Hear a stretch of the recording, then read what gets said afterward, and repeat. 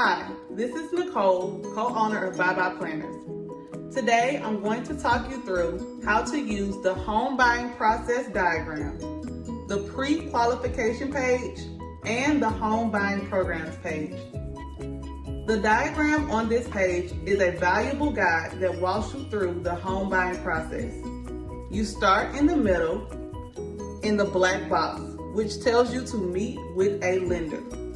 Then you follow the arrows based on if you've been approved or not. So, if you're not approved, you will create a plan with your team, and in a future video, we will explain who should be a part of your team. After preparing a plan and being disciplined, you will meet with the lender again to attempt to get pre-approved for a loan. Once you get approved, then you will follow the arrows to the right. First, you will hire a realtor and begin searching for homes. This is where you will need to lean heavy on the Dream Home Vision Board, which we discussed in a previous video, so check that out. The last step is to prepare to close on your new home. The next page is all about pre-qualification.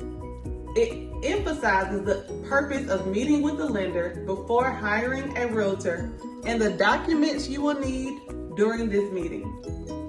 At the bottom, there's a space for you to record your credit score. You will monitor your credit frequently throughout this process. We encourage you to write it down each month, so you will see that the credit score tracker is at the beginning of each monthly spread.